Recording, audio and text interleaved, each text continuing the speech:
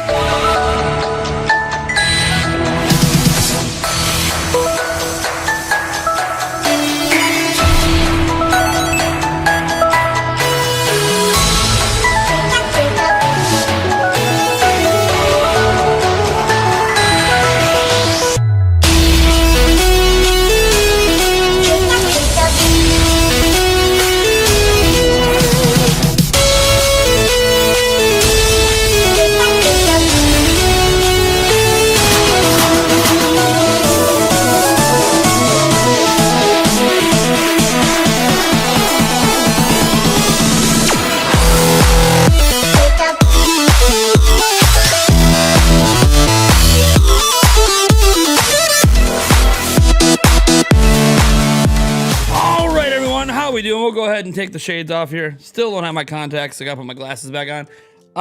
Yes, folks, here in about 14 minutes, the official Xbox podcast begins. It is supposed to be over on the Xbox YouTube channel. They do not have a link to it up, so it sounds like they're just gonna go live with it. Kind of weird, they didn't preset it up ahead of time, but it is what it is. It is supposed to be literally right here. You guys see it. It's supposed to be right here.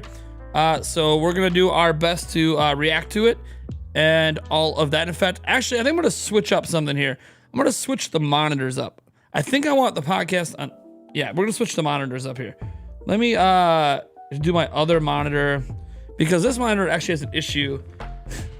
And then I don't want that issue to come through to you guys. So let me switch up this a bit. I'll go back to this view here. Actually, you know what? No, I gotta change it in this view, so I can't see it unless I'm in here. It's the display. We want the display. No, not that. Where's the actual display capture? There we go. We want it to be this one. And move over here. Move this over here. And then we want to make this full screen, obviously. This is where we're gonna do it.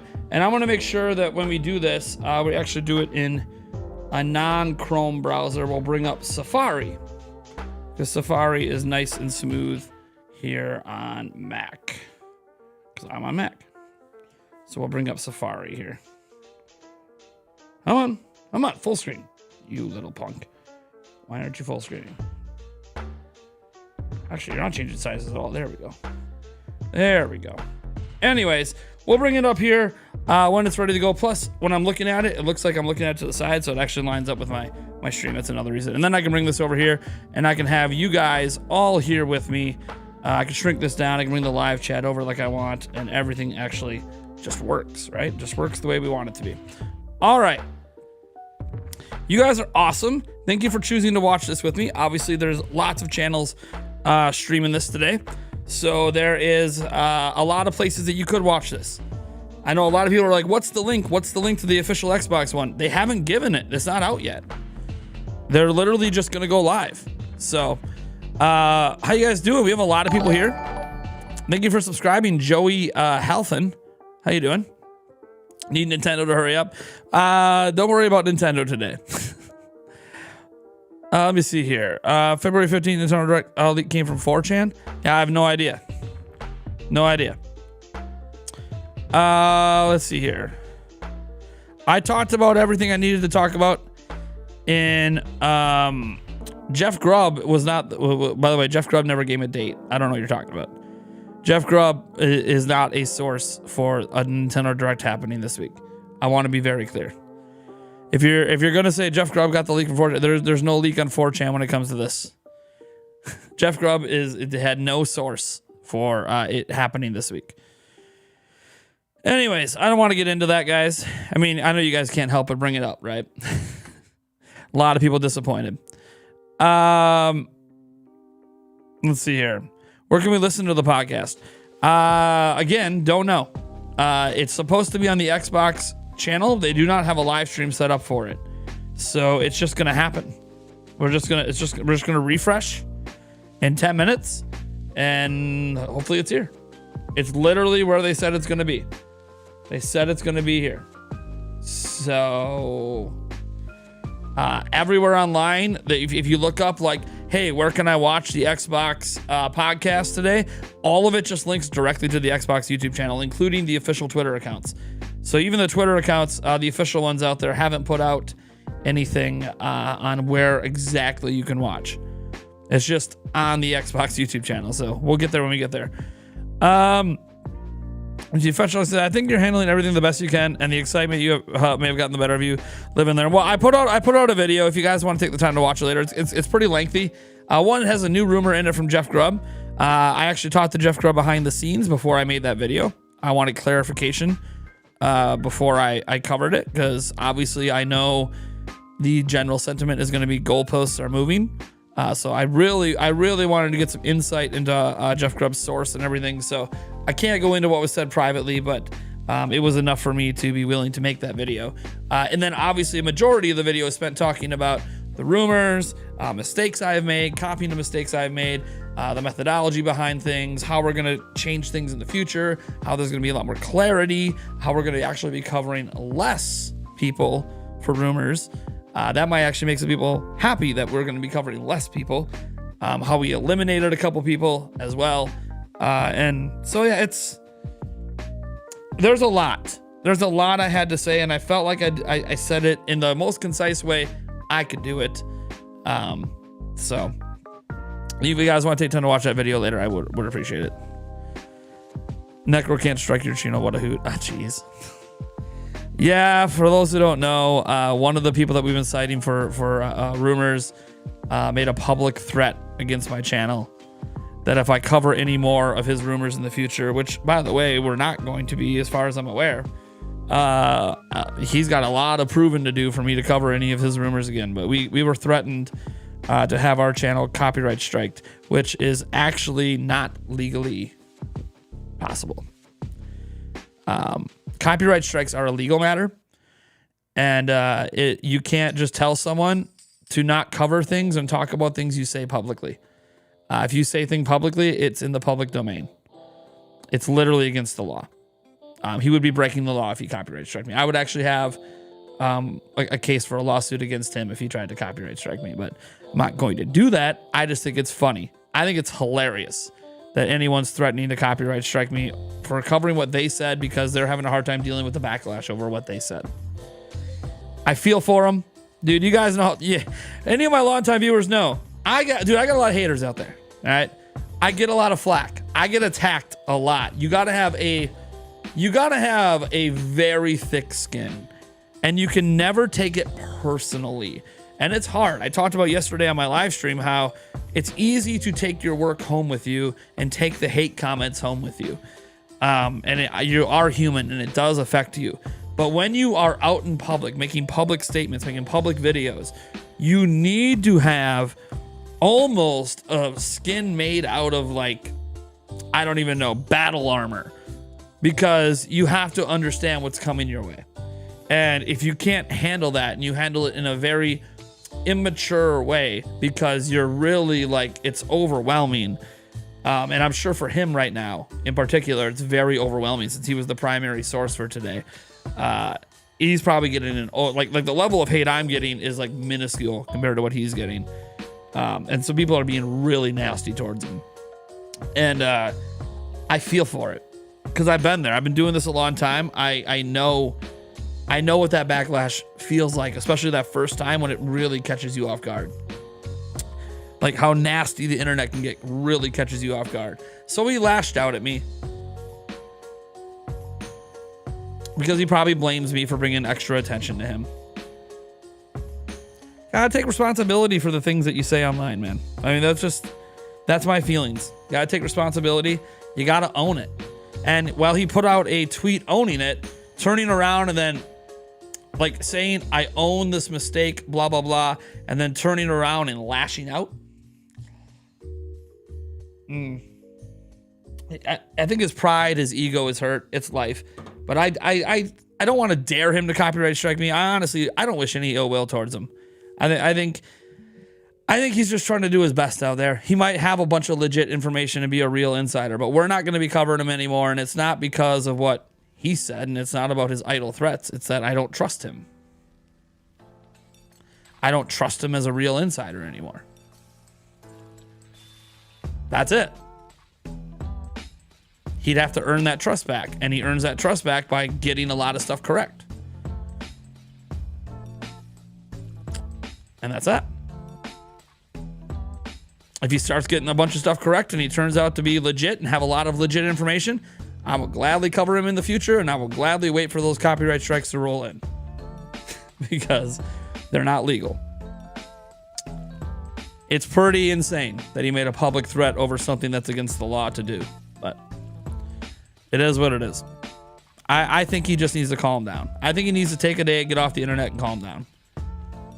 That's my personal advice. If he happens to be watching this live stream, I really hope that you just sit back, take a break, calm down, let this blow over a bit, and move on. You know, like sometimes you gotta take a step back. 2 steps back to take 1 step forward. That's just how it goes in life. Anyways, a lot of you guys don't even know what's going on because a lot of this stuff happened on Twitter. So, we're talking about Zippo here. No. I'm trying really hard to like not point fingers. I don't want people going to attack the guy. He's got enough going on. Fallout 3 for Switch. Sure. Let's see here.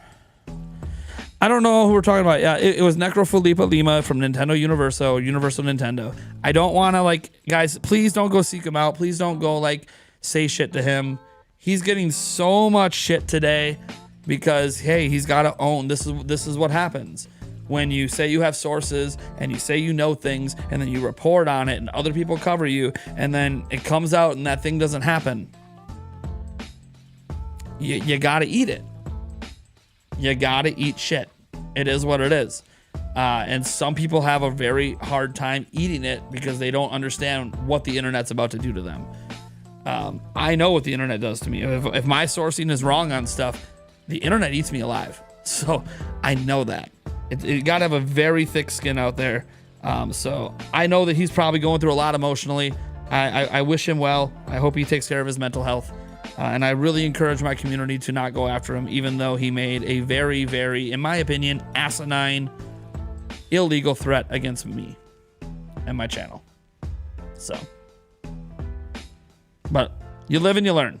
I mean, you should be happy. He's going to get what he wants because I already wasn't going to cover him anymore. So, he was getting what he wanted, whether he asked for it or not.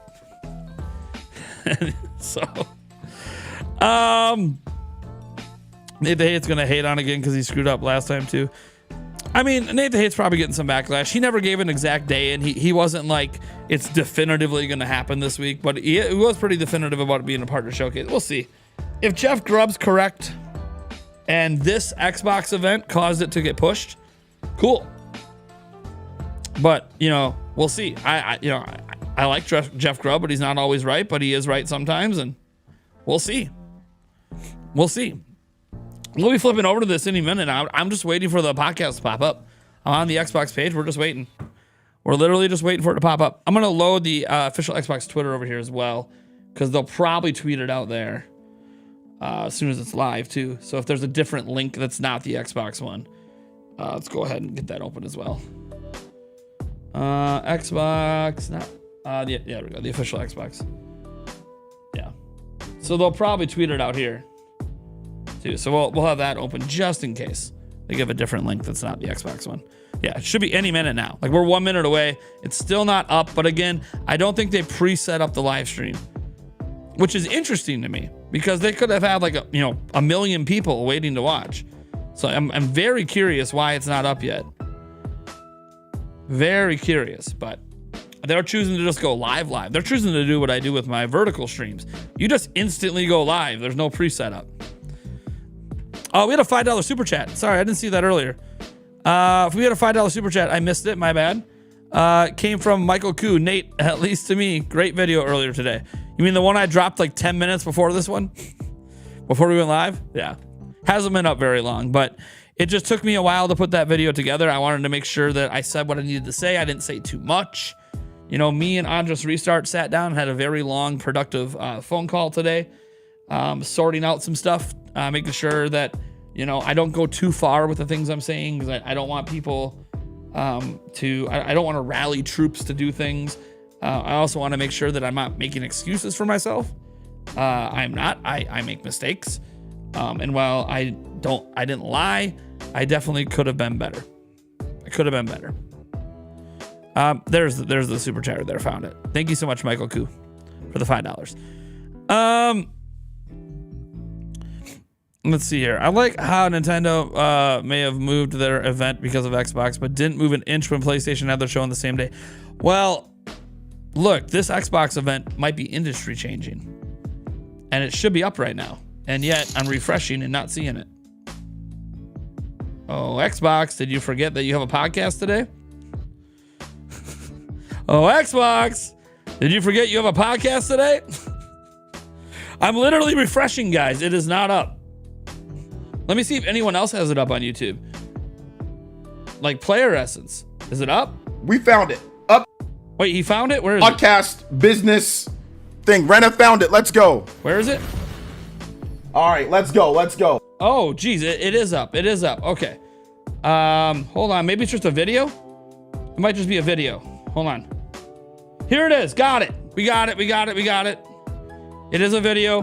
That's why it's not a stream. It's a video. Okay. Let's go ahead and switch over. Let's turn off our music.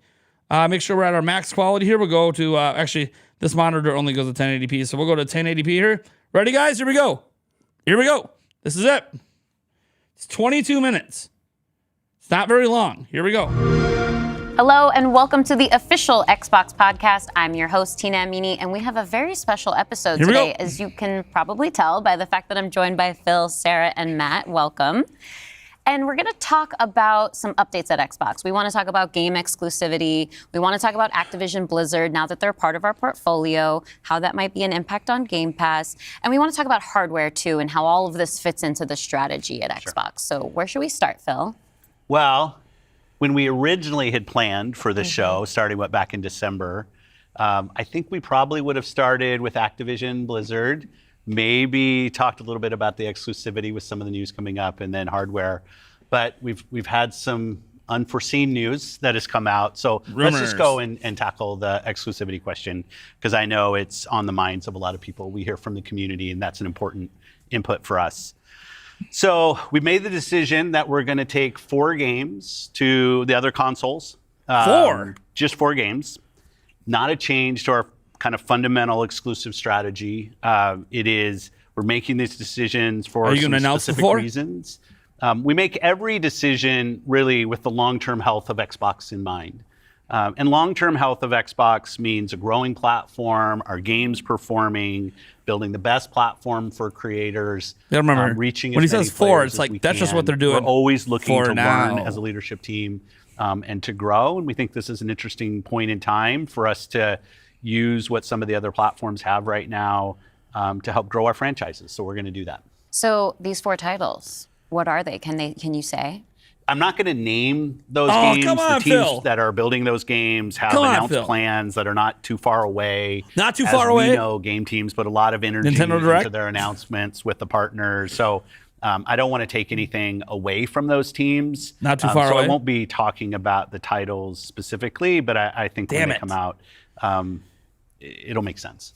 Can we say if either of those titles are Starfield or Indiana Jones? They are not Starfield or Indiana Jones. Well, what was the criteria in how the team was thinking about selecting those 4 titles? Let me start a little bit outside of that, and then I'll get to the 4 specific games that we're talking about right now. Because the fundamental decision driver for any decision that we make, anything we're going to talk about today, is the long-term health of Xbox. that we're running a growing platform that is reaching more players, that our games are having as much success as possible. And I do have a fundamental belief that over the next 5 or 10 years, exclusive games that are exclusive to one piece of hardware, are going to be a smaller and smaller part of the game industry. And that's not some great insight, because if you look at the last 10 years and what the biggest games are today, it's a natural place. Whether it's one console Not if you're and Nintendo. PC, multiple consoles, mobile console and PC, you see big games landing on multiple platforms. And we want to be a great platform for creators that are trying to realize that potential. But now back to the specifics of the question on these four specific titles. We looked at games that are over a year old, so they've been on Xbox and PC for a while. A couple of the games are community-driven games, new games that kind of first iterations of a franchise that have reached their full potential, I'd say, on Xbox and PC. Rush. There's always growth. Franchises that we obviously want to continue to invest in. Part of having the ability to continue to invest is that the businesses behind those franchises continue. 3 of them are easy to call. I don't know what the 4th game is. Communities behind them, that they can have confidence that they're going to exist in the future. So 2 of them, kind of community-driven games that will end up on other platforms and give us the ability to continue to invest in them. We think that's great for the business and great for the community. Sure, Sea of Thieves is like an MMO, so all right.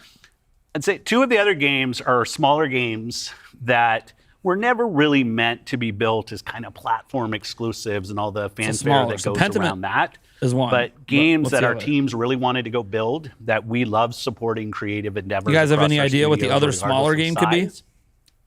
And as they've realized their full potential on Xbox and PC, we see an opportunity to utilize the other platforms as a place to just drive more business value out of those games, allowing us to invest in maybe future iterations of those, so sequels to those, or just other games like that. Could be grounded.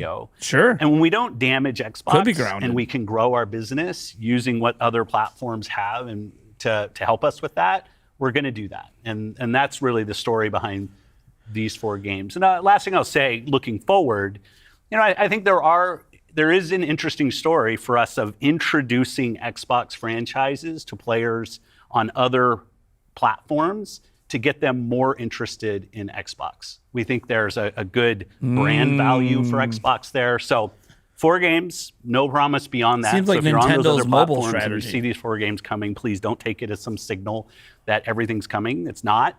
And we're going to learn. So when you are thinking about the future and this concept of live service games, games that can benefit from bigger audiences, new audiences, he's afraid to say the wrong thing. Future titles and how you're applying that criteria there. Yeah, there's really no fundamental change to how we think about exclusivity. We just came out of Developer Direct, which was an awesome show, where we showed great games that are coming to Xbox and PC and cloud, which really makes them accessible to hundreds of millions of people. So it's this kind of, we're really focused on a couple platforms and what's going to show up there. But our key of play the games you want with the people you want, anywhere you want, when everybody plays, we all win. These have been part of our strategy for years and will continue to be. Our focus is on how do we continue to grow the games industry. You can see when he's talking sometimes, he's like shaking a bit, like he's nervous. Part of that. Because Xbox is a hardware there's platform. Something he's trying Xbox not to is a say. publisher of great games, and Xbox as a platform for the world's best creators. Mm-hmm. And then knowing that, how do we think about our first-party games and Game Pass? Yeah, well, to build on what Phil just said, one thing I would add, as you were talking about growth, is just that we've sort of seen this inversion over the last 5 years where it used to be that the platform was the biggest thing. That's right. And the games would sort of tuck in within the platform. Today, big games like a Roblox or a Fortnite could actually be bigger than any one platform. And that really has changed the way that we think about things. So in the midst of all that, I think we at First Party can come back to sort of some core principles. First, that all of our games will be on the Xbox platform. Second, all of our games will go into Game Pass on day one. And third, we know that Game Pass will only be available on All games are Xbox. going to Game Pass. So there's sort of starting points for us. So they wrecked some of those rumors. As Phil mentioned, there are games today that you can play that only can be found on Xbox. And at the same time, we want to bring more of our games to more players. So we're going to continue to look at that. Kind of moving aside, though, from some of those and thinking more about what does it really mean for the player, to me, the two key things are cross-play and cross-save. Those things allow us to deliver on the promise of Xbox, which is play with your friends where they are, play on the devices you want, play the games you want. So that is really only possible at a practical level when you know that your saves and your player are going to be able to move across all those parts. So not all of our games today are necessarily built to take advantage of that. There still will be some games that don't.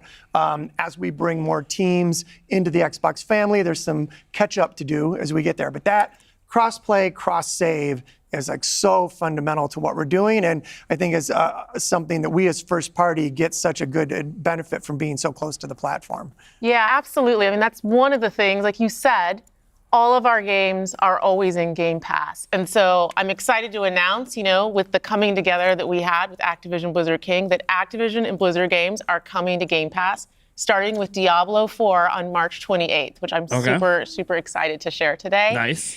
And it's all part of our commitment to make Xbox, the Xbox experience and the games that we build as widely available as possible. So now the 34 million Game Pass members can all enjoy the fantastic experience of Diablo 4. Amazing. Can we come back to the point, Phil, you mentioned at the top, this isn't really a change in strategy for us. Can you recap for me how it isn't? Yeah, and I thought both Matt and Sarah did a really nice job of talking about what we're doing on Xbox, where we're going. If you take a platform feature like Xbox Play Anywhere, which has been a promise that we've made on our first-party games, that you can buy our game once, you're going to get to play across Xbox and Windows. I think we're the only you can buy that $60 horse. That makes it possible for you not only to play interesting microtransactions in they Diablo are, 4, that's but for to sure. know that you actually have multiple entitlements to the games. I think that's a technology I would love to see applied to more platforms. But it is this view that people are going to play Xbox in multiple places. Whether it's play the games you want with the people you want, anywhere you want, whether it's content, community, and cloud, whether it's when everybody plays, we all win. Like, we've had different taglines, different strategy, kind of words that we've used, but always with this view that Xbox is a platform for creators. So I'm not the only one catching up on like the nervous vibes, Our right? investments in xCloud, our investments in franchises like Minecraft and now Call of Duty and other large franchises. So I'm not the only one getting that kind of vibe. This has been a strategy that we've been on for, I'd say, a decade. It's not about one device. It's not about games in service of a device, but rather the devices that people want to play on should be in service of making the games as big and popular as they possibly could be. Because really, a healthy creator community on Xbox, a healthy creator community in gaming all up, is the thing that all of us as game players should be voting for, because that's the thing that will lead to the best long-term success and growth in this industry. And my understanding, just from listening and learning from you three over the past few weeks, just understanding what's happening with Xbox, is that we see trends with player behavior where people are playing on multiple devices. That is the reality. And we have put some games out on multiple platforms before. So my understanding is that that's been good for players. How does that come back to the business with all of that in mind?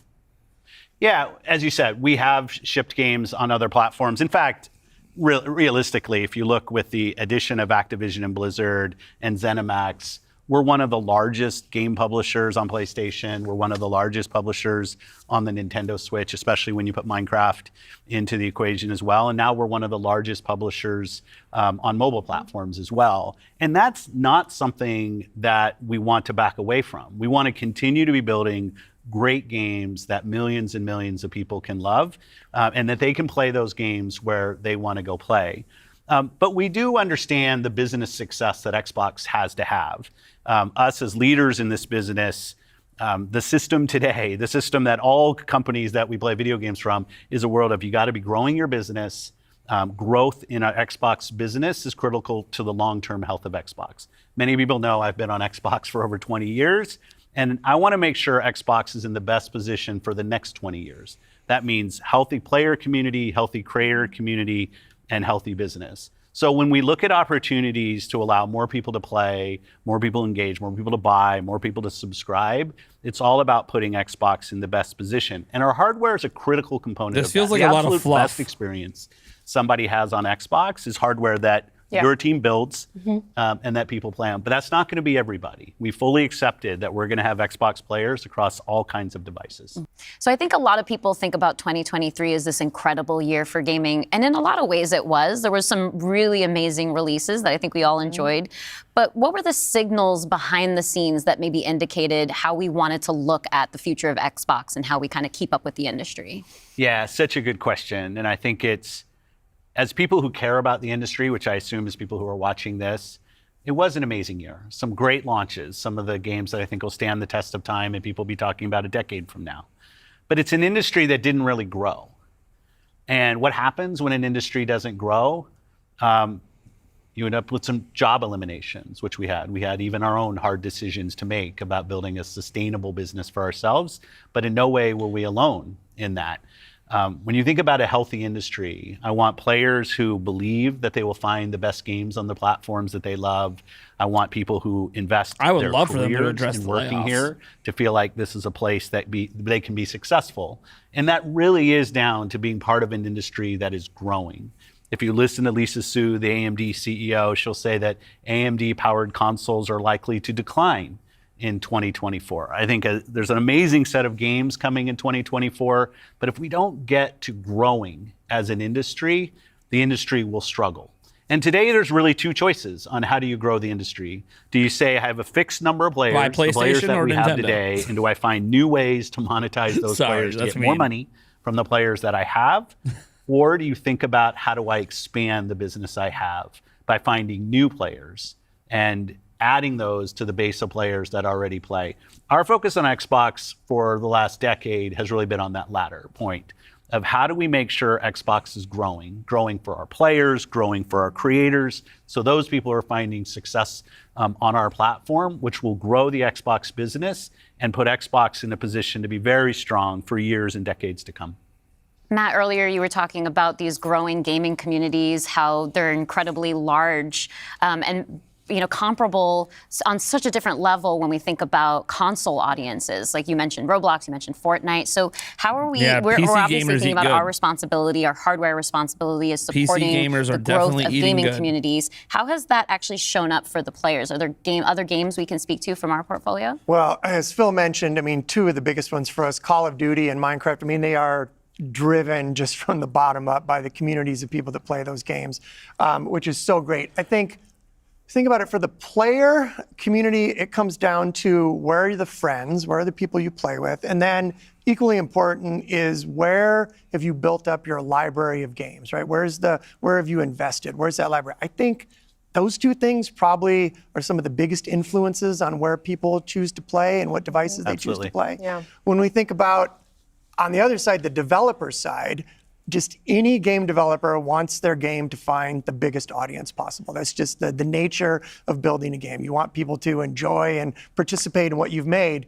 And I think we're in a unique position to deliver on that just because we are the platform. We build hardware, we've got a first-party games group, and then we've got a system that ties that together, that brings together your friends, your progression, your achievements, all of that. And I Your think account that's system's really nice. what has contributed to the momentum. I do behind like some the of these Xbox communities. account system. Yeah, absolutely. I mean, when you look at, just step back way and better you look than at the history of Nintendo's. the industry, we've moved from a place where it used to be that someone built and launched a game to accelerate hardware to actually the things we do with our hardware and with our platform are all in service of making those games bigger.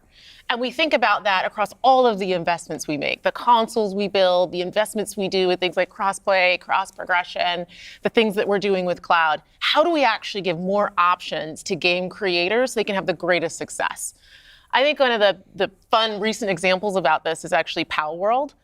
Power World was able to launch, they were a game preview, they launched in Game Pass, they also simultaneously launched in Steam. And through the combination of those things, Pocket Pair was able to have this outsized success, and it was the largest third-party Game Pass launch ever. And that's all because we give creators options on how they can launch their games. We've got subscription, we've got retail, we've got free-to-play, we've got game preview. We have the consoles, we have our experience on PC, and they can access all of those things. And when we step back and we just look at the performance of our platform all up, we know it's working. We're at the highest level of users on console, the highest level of users on PC, the highest level of users on cloud ever. We have double-digit growth rate on PC and cloud, places where we're enabling creators to actually reach new players beyond the console ecosystem. And that's why we're leaning into it and doing more, because we see all those signals. So we're talking about the role that hardware plays for creators, for the games and those communities. What about the role that hardware plays for us as a business, for Xbox? When we look at our hardware, it really is, and Phil said this earlier, it's where you get like the most flagship seminal experience of Xbox.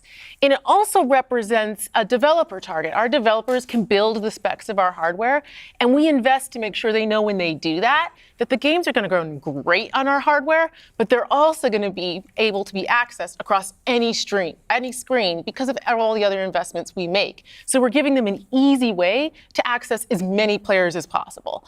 And we actually have more creators right now building for Xbox than ever before by nature, thousands of them by nature of those investments.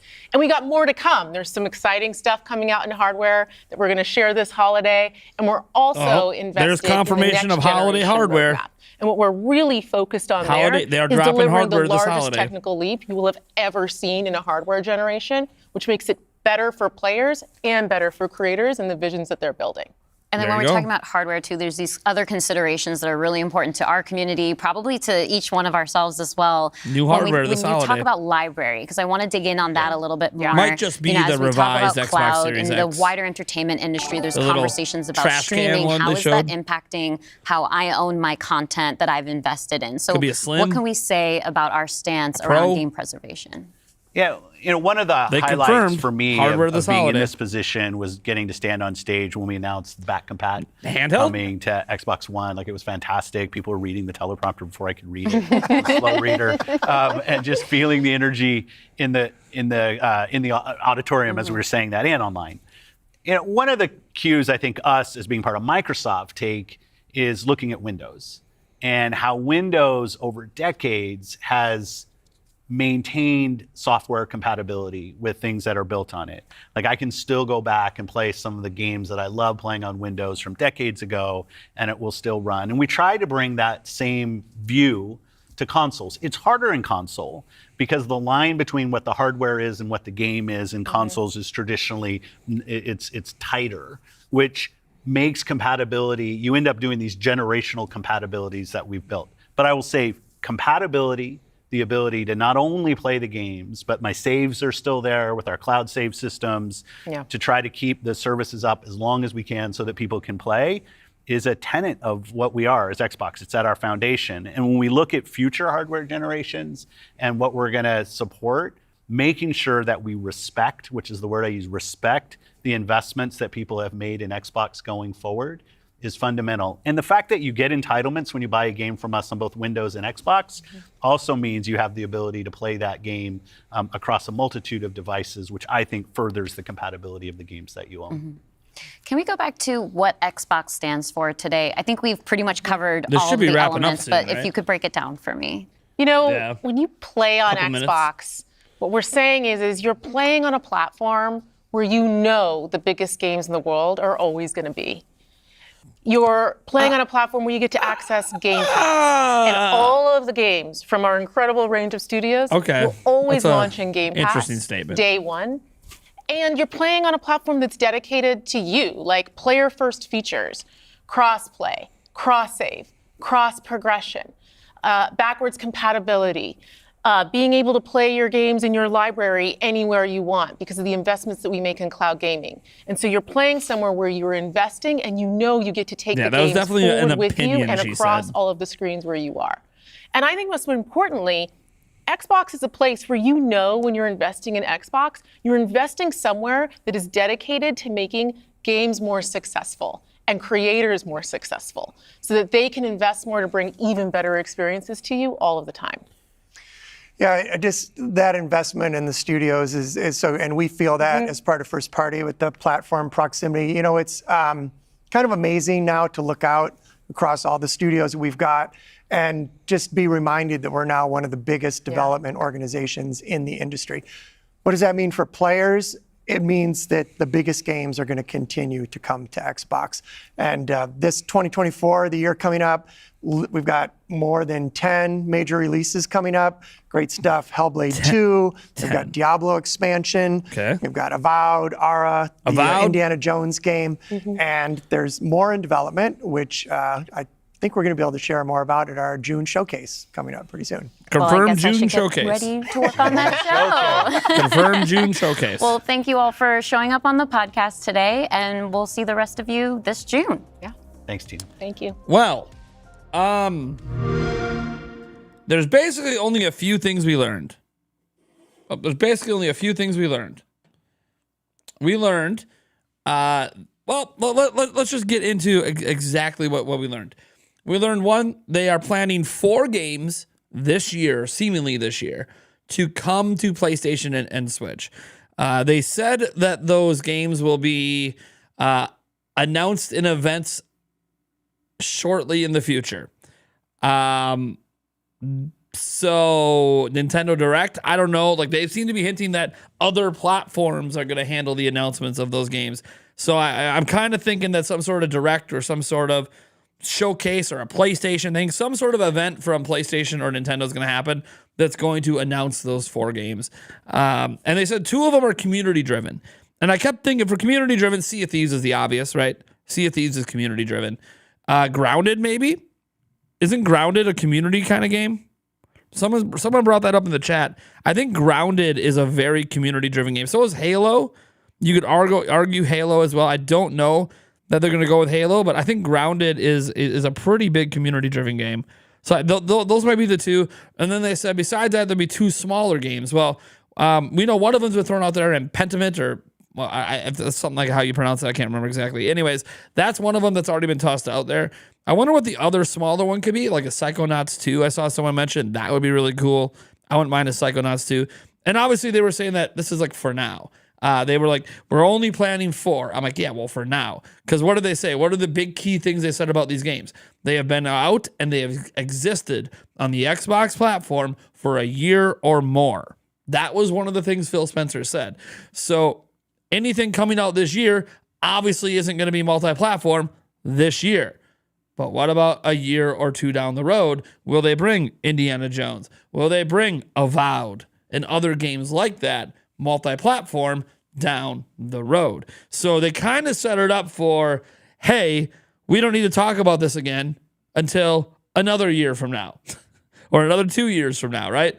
So it's very interesting what that strategy is and if they're going to stick with that. The other thing we learned, I mean, they just came right out and said it. They're releasing new hardware this holiday. They didn't say what the hardware was. They didn't say if it's a refresh, a revision. They didn't say if it's going to be a Pro. Obviously, we know about the leaked documents with the trash can Xbox Series X that gets rid of the disk drive. That could just be what's coming out. We know there's rumors out there about them working on a handheld. I don't know if that's going to be for this generation or next. But the point is that they did literally just flat out say they're dropping hardware this holiday. So it could be an Xbox Mini. Right? I have no idea. So they literally just said they're dropping hardware this holiday. Okay. I think they said that, by the way, to let people know we're not done with hardware. We're going to keep hardware coming. I think that's why they wanted to announce that here. And then the only other thing is really they confirmed something that some rumors were kind of off on. They said that there were some rumors out there that were making it sound like there were going to be certain games from like Activision Blizzard that won't be coming to Game Pass. And they just outright said everything's coming to Game Pass. Like they repeated it like 5 times that everything's coming to Game Pass. So Call of Duty, it's coming to Game Pass. According to them, if it's their IP and they own Call of Duty now, it's coming to Game Pass. Everything's coming to Game Pass. So they were very emphatic about everything coming to Game Pass. Obviously, the next Call of Duty won't be announced till June, right? They also, I guess the last thing is they announced a June event. They said they will have a June event. They're just announcing it right now. They're doing a June event. So for those people that like transparency, you got some. You got some transparency. You know when the next big Xbox event is. It's going to be in June. You know, obviously, that 4 games that we can pretty much figure out or come close to figuring out are going to be going multi-platform. You know, all the big games coming this year are going to stay on Xbox and PC for now. The rest of it was all fluff. right? The rest of it was just a bunch of fluff talk. There wasn't a lot of beating around the bush. There wasn't a lot of, it was just a lot of fluff. So I'm almost glad this wasn't like a 1 hour long podcast, because it would have just been like 50 minutes of fluff and 10 minutes of news. Fingers crossed Microsoft and Nintendo are working together soon. Who knows? Am I wearing a green for the Xbox event? Well, two things. I felt like what I'm wearing right now was appropriate for two reasons. I have an Xbox sign back there. You can guys see that. And I have an Xbox Series X and S. So if I can zoom out of frame here. Back, you know what? That didn't work. Here, I'll stand up. Back here, behind this. Hold on. Back here, right here. See, I got a Series X and a Series S. I got both here. So, I obviously enjoy Xbox because I own both versions. I only own one version of the PlayStation 5. But the big thing is, one, the Milwaukee Bucks are playing today, and I'm a Milwaukee Bucks fan. And yeah, it's green. So it kind of was like a double whammy, right? Like, I'm a Milwaukee Bucks fan, and I have a green jersey. So why not wear it for the Xbox thing today? I don't have like a lot of Xbox shirts. I mean, look, my channel name is Nintendo Prime, right? We cover a lot of Nintendo, so for me, it's a lot of it's just. But it felt appropriate because I wasn't actually wearing this until when I realized I was streaming this today, and I'm like, oh yeah, I should probably wear this. So thank you for the $2. I do appreciate it. Let's see here. Yeah, what's your guys' response in the chat? At Nintendo Prime in the chat if you want to get some of your guys' response to what Xbox just said today. What Phil Spencer, Sarah Bond, and who was the other person? I forget who the other guy is. Matt Booty? I think it's Matt Booty. If you guys want to get your responses in at Nintendo Prime in the chat, and I will read it off. Andrew said, in my honest opinion, Phil Spencer could have tweeted, it's a nothing burger. Yeah. Most of this could have been clarified, I think, on social media. I don't know they needed a 22-minute fluff piece that said nothing other than the 4 things I outlined. And those 4 things could have been said in 2 minutes. This is basically a nothing burger. Yeah, there was 4 pieces of information in here. And don't get me wrong, those 4 pieces of information are important, right? There's only 4 games. Oh, sorry. 5 pieces of information. 5. We got to remember, they actually deconfirmed some things too. They said Starfield and Indiana Jones are not going multi-platform. At one point, those were both rumored to go multi-platform. So you can argue there's 5 pieces of information. 4 games that are being ported to other platforms. 2 are community-based. 2 are smaller games. Starfield and Indiana Jones are not being ported. Everything's coming to Game Pass. When there were rumors that maybe some games might not, like Call of Duty might not come to Game Pass, everything's coming to Game Pass. That's the 3rd thing. And then the 4th thing was, that they're releasing new hardware this holiday. They didn't specify that it's like a new generation or anything. They didn't specify it. They just said we're releasing new hardware this holiday. And then number 5 is that they have an event in June. Those are like the 5 pieces of information we got out of it. We didn't need 22 minutes for it, or 23 minutes. It's 22 minutes and 54 seconds. We definitely didn't need it to be that long. If you want to argue 6, you could say Diablo 4. They gave a date for when Diablo 4 is coming to Game Pass. So I guess you could say there's 6 pieces of information. So if you think about it, 6 brand new pieces of information in 23 minutes isn't bad. It's just everything they said in between that information was a bunch of crap that nobody cares about. Oh, Xbox is really healthy. Xbox is really growing. The growth in our PC and our streaming base is really, really good. This and that. The entire Xbox community includes people on other platforms. There's a whole bunch of fluff that nobody watching cares about. That's like business meeting stuff. That's like what you would bring to like a business meeting, an internal business meeting. You would talk about those numbers internally, right? That's an internal business thing. Gamers don't care. They don't care that you're growing on PC, and they certainly aren't excited to hear that you're growing in streaming. Gamers tend to not really be into that. So I'm just pointing out that for me, they delivered 6 pieces of information. It was filled with a lot of fluff. And one thing that I kept catching consistently, they seemed nervous. Well, I don't want to assume anything, but it almost felt like there's something that they're afraid to say. And they danced around it. And they were kind of nervous about, even the host a little bit. Now, maybe that's just, look, I'm a Nintendo guy, so you could get my bias out. It did feel like they were maybe dancing around something that they're not ready to announce yet. And I don't know what that is, but it could just be a hunch, and I could be dead wrong. Do you think that rumor about the delay is still true? The one from Jeff Grubb? I mean, look, I talked to Jeff Grubb today. He seems very, very, very confident in his source, like extremely confident. That was one of the things I talked about with him was like how confident he was in his source. He's extremely confident. So take that for what you will. I don't know. I don't know if the delay is a real thing or not. I mean, look, it happens next week. I guess we can presume the delay was real, but that's still a presumption. It's not like Nintendo's ever going to confirm it. I'm sorry I missed it. Who and why made a threat against this channel? We can get to that later. What does the new Xbox hardware mean for Switch 2 in 2024? Probably nothing. Switch 2, I don't think it's launching this holiday. I think it's going to launch before this holiday, so they'll avoid that whole mess. Because I think PlayStation is planning to release a Pro version this holiday as well. So if Nintendo can release something earlier, that's why I think like a summer release for Switch 2 makes a lot of sense, because it avoids lining up with what the other companies are doing. They can just do their own thing. That video was for stockholders. And that's weird. Can't they just talk to stockholders? Can't they just send out information to stockholders? It's so weird. They were hiding something. Yeah, to me, they seem nervous.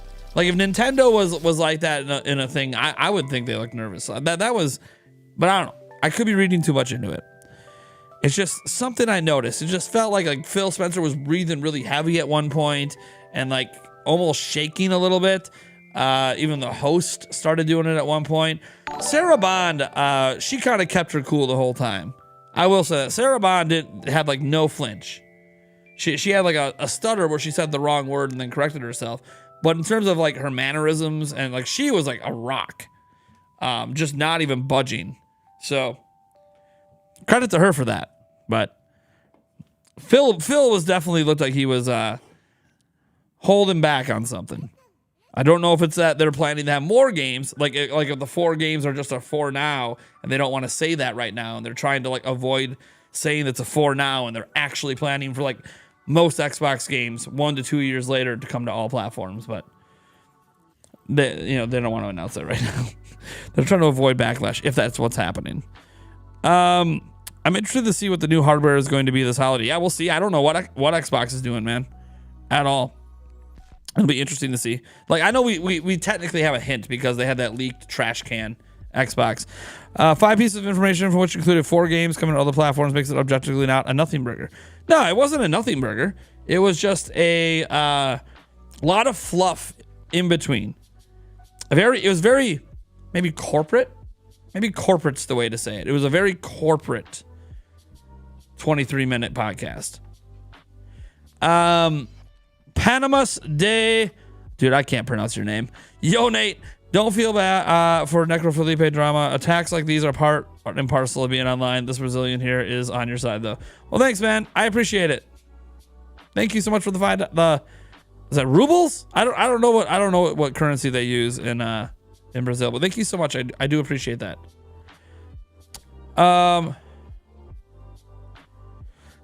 Jeff Grubb posted a reply like 15 minutes ago asking where the direct is. Oh yeah, he's having fun with it today. That Jeff Grubb has learned like the best way to deal with critics is just have fun with it.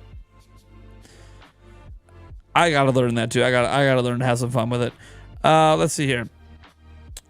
I missed. What did they say? Well, I already went over it twice or 3 times now. All the things they announced in this thing. There's like 6 different things they announced. Only 2 games for now are confirmed, not coming outside of Microsoft platforms. All the rest is still nebulous, Halo included. Sure. I mean, the Sea of Thieves is like one of the, like Hi-Fi Rush and Sea of Thieves seem to be like for sure. There's so many sources on it. And then he says, a community game. And I'm like, okay, that's Sea of Thieves. It's like their number 1 community game is Sea of Thieves. Like everyone knows it. And that's a game that, could have a long life on other platforms. It was pre-recorded. You can go watch it anytime you want. You can see it right here. It was just a pre-recorded video. Let's see here. And maybe because they were so nervous, that's why they didn't do it live. Saw a post on Go Nintendo. Famitsu is claiming those 4 games are Hi-Fi Rush, Pentiment, Sea of Thieves, and Grounded. So we figured it out. Hey, you know what? Check, please. Check, please. Shout out to the Nintendo Prime community. So if those are the 4 games, we figured it out before it hit. So Hi-Fi Rush, Pentiment, Sea of Thieves, and then Grounded. Shout out to my chat. You were the guys that told me Grounded because another community game. So there you go. We got it. We nailed it. Supposedly. Famitsu's making this claim. It's still technically a rumor. Xbox hasn't said it and they haven't been announced. But that's what it sounds like it is. It sounds like it is those 4 games. And shout out to my community. You guys figured out. I totally forgot about Grounded. That was the one I wasn't thinking about. Those other 3 we had kind of heard. I hadn't heard about Grounded, so thank you guys. Is the direct in 1 to 5 hours? I would say there's no direct today, bud. Valheim could be the community driven. I mean, sure. I mean, look, even when Famitsu says that, those are still rumors, right? We don't actually know. And the problem with them being rumors is I want to make another video today with some Nintendo news, but I just got done saying in my video I would not combine rumors with other news anymore, and technically that's rumors. Dang it. So I can't put that in with my news. I got to cover those on their own if I cover them. Those 4 games. Oh, man. Assuming they're all coming to Switch. That's another thing. Like, is that the assumption they're all coming to Switch or not? Let's see here. Wonder if Microsoft's planning on 1 year exclusivity on their games. I noticed Phil Spencer mentioned 4 games have been on Xbox for a year. Yeah, he said a year or more. Could be, or so at least a year. I think it was his words. Anyways, could be the confusion around Starfield. I mean, yeah, he straight up said Starfield and Indiana Jones are not going multi-platform. Now that's just what he said, but that could just be for now. There could be missing words on that sentence. You know, people will buy Hi-Fi Rush on Switch. I actually think Hi-Fi Rush is going to be really good on Switch. I think that's a really good match. I think that's a really good match for the community on Switch. I think they're going to find a nice audience for Hi-Fi Rush. Absolutely. Let's see here. Redfall's community driven. Oh boy. They're trying to salvage that game. You know when it'll be on YouTube? It should be on YouTube right now. You're talking about the Direct. I don't know anything about the Directs, man. There might not even be one this month, man. I have no clue what's going on with Directs.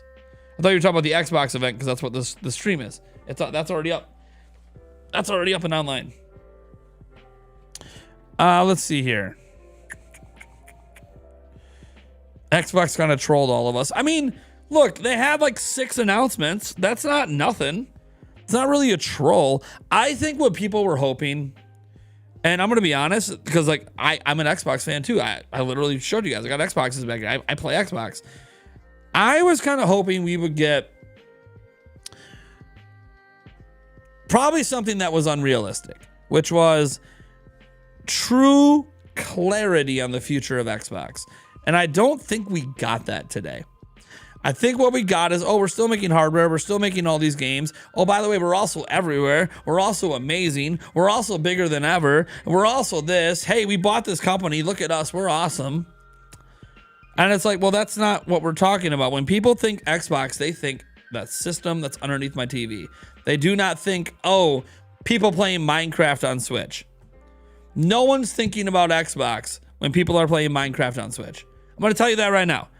When my kids are playing Minecraft on their tablets, they're not thinking about Xbox.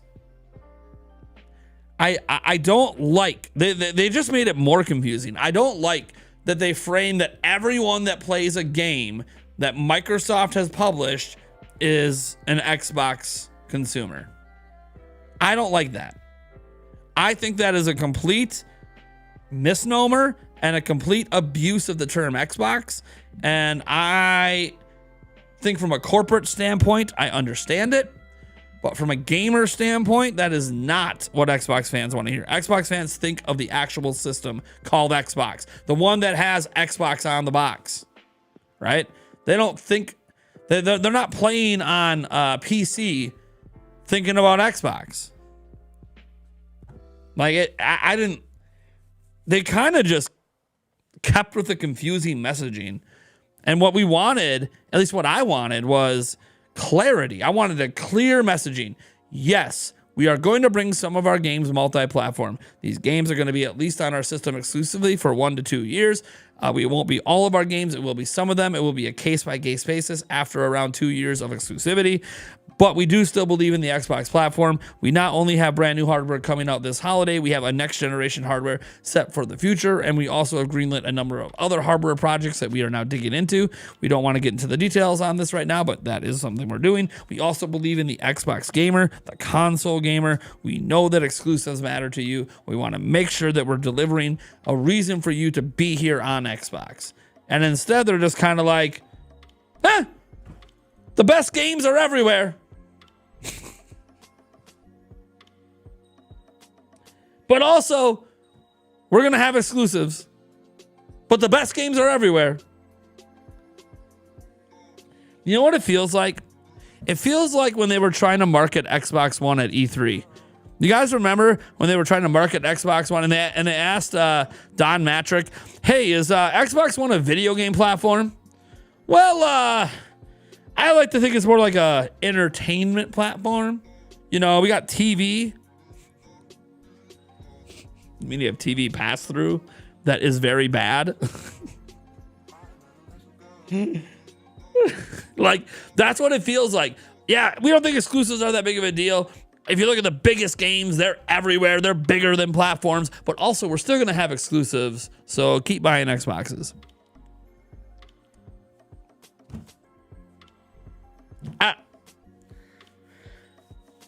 It seems like they're torn in two directions, right? Like, hey, we've been a traditional console for a long time, but also we recognize if we want to be really profitable, we got to go do this other thing. But if we go do this other thing, we're going to piss off the most loyal Xbox users. So we got to still be like about this, but we're really trying to do this, and they conflict. And so our messaging is going to keep conflicting. That's what it feels like. Like, Microsoft wants to go in two different directions. I think Phil Spencer wants to go traditional consoles, and Sarah Bond wants to go everyone. I think that's probably what's happening. It's just my personal opinion, of course. I don't know how they actually feel, but it feels like they want to go in two separate directions.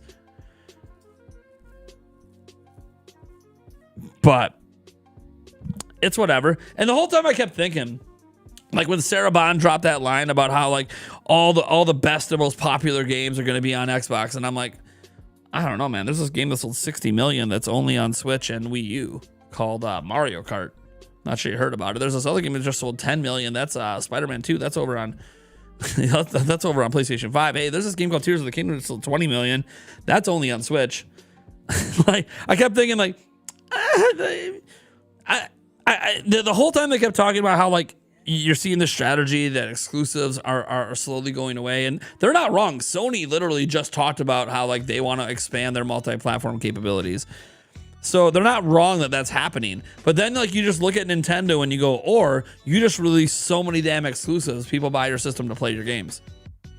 Then you create your own market. That's Nintendo's strategy. Nintendo's strategy is like the stark opposite of what Xbox is doing. Like, no. We're going to release so many exclusives, you have to buy our system because you're going to want to play them. But anyways, I continue to be a multi-platform gamer. It is what it is. Very, the 6 pieces of news they delivered today are very direct and like, this is what it is. Everything else in between was a lot of fluff and confusion. They're trying to, you know what they're trying to do? They're trying to be a Pokemon. They've been playing too much Pal World over there. They're trying to be a Pokemon, and that 23 minutes was trying to hit us with confusion. They casted confusion on us. Phil Spencer, confusion. And they were trying to through the camera hit us. I don't know. Did you get hit with confusion? Are you confused? I don't know. Do we got to skip your turn? That's what it kind of felt like. At least to me. Maybe I'm the one that got hit with confusion. Everyone else is fine. Yeah. Tom Match, dude, that was really bad back then. They're about as clear as their console naming conventions. Yeah. I don't know what is up with their naming conventions at all. They're just as bad as Nintendo. Maybe worse than Nintendo. I agree that the podcast had a weird nervousness around it. That's what made me pick up on your on the year statement. The Xbox is planning to bring more games, but didn't want to mention that. Yeah, it's like one of those. I can't guarantee it, right? Like we have to go off what they said. They said just 4 games are going, but it's kind of like, man, look at how nervous he looks. It's almost like he's afraid to let slip out. And it's like, this is a pre-recorded video. What are you afraid of? You just edit it out. But then here's what happens. I think I know why. Because even though it's pre-recorded, so they should be able to get rid of all that, they don't want it to look like there's a cut. Because if it looks like there's a cut, then it looks like they cut out something Phil Spencer said. So I bet you they actually did this all in one take, but they did this one take like 7 times because they kept screwing up. Because they wanted this to look like one take. That's what I bet. That's why it's only 20-something minutes long. I bet you they did this one take so many damn times. It was over the weekend, I'm sure. And they just did it a bunch until they didn't make the mistakes. And that's probably the nervousness because they kept like screwing up. And so then they had to redo the whole thing. Because they didn't want to show any cuts in it. Because if they showed cuts, then people would assume they're hiding something. Anyways, we're going to end this stream here. It's going to kick you guys over to the Nintendo Prime Podcast. Don't worry about what the title and thumbnail is for the podcast. Immediately after ending this stream, I'm going to go change the headline topic and change the thumbnail on the podcast. We are still having the Nintendo Prime Podcast tonight. I hope you guys really enjoy that. I hope to see all of you there. I'd love to see 300, 400, 700 plus on our podcast tonight. That would be great. Even if you're just there to shit on me, I'll take it. You guys are awesome. We'll catch you later.